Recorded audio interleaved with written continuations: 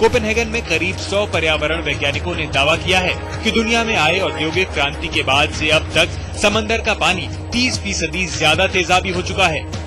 डर है कि अगर इसी रफ्तार से हम कार्बन उत्सर्जन करते रहे तो साल 2050 तक समंदर के पानी में 150% ज्यादा तेजाब होगा।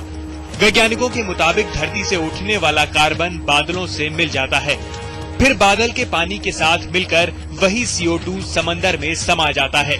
समंदर और बादल के पानी यानी H2O के साथ घुलकर CO2 H2CO3 यानी कार्बोनिक एसिड बन जाता है। समंदर के तेजाबी होने का खतरा सिर्फ समंदर तक ही सीमित नहीं है, इसका असर समंदर में रहने वाले जीव जंतुओं के अलावा इंसानों पर भी जबरदस्त होगा। कोपेनहेगन में 192 देश के नुमाइंदे इसी माथापच्ची में जुटे हैं कि कैसे कार्बन के उत्सर्जन पर लगाम लगाई जाए। आज तक ब्यूरो।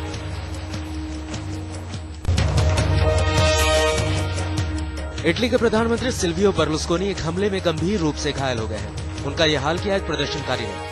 बर्लुस्कोनी मिलान शहर में अपनी फ्रीडम पीपल पार्टी की रैली में भाषण देने के बाद प्रशंसकों से घिरे थे।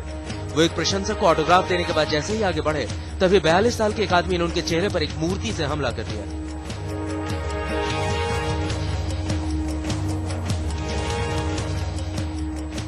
यह हमला इतनी तेजी से हुआ कि सिक्योरिटी गार्ड से घिरे बर्लुस्कोनी कुछ पल के लिए हक्के बक्के रह गए। इस हमले में उनकी नाक की हड्डी और 2 दांत टूट गए हैं। बर्लुस्कोनी पर हमला करने वाले को मौके पर ही दबोच लिया गया। उसकी पहचान मैसिमो तार्तेग्लिया के रूप में हुई है।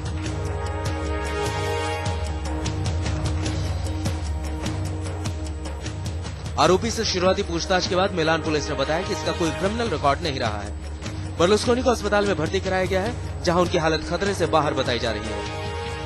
आज तक ब्यूरो। सोमालिया में हिजबुल इस्लाम के आतंकवादियों ने 2 लोगों को सरेआम मौत की सजा दी। दरिंदगी का बेहद खौफनाक तमाशा हुआ शरिया कोर्ट के नाम पर। सोमालिया की राजधानी मोगादिशु के दक्षिण पश्चिम में अफगोई शहर के लोगों को आतंकवादी संगठन हिजबुल इस्लाम ने बुलाया था। शुरुआत हुई एक लड़की को कोड़े मारने से। नाजायज ताल्लुकात रखने के इल्जाम में इस लड़की को सरेआम 100 कोड़े मारे गए। फिर बारी आई इस लड़की के प्रेमी की। उसे गर्दन तक जमीन में गाड़ा गया और फिर पत्थर मार मार कर बेरहमी से मौत के घाट उतार दिया गया। मौत के इसी मजमे में एक और शख्स को मौत की सजा सुनाई गई।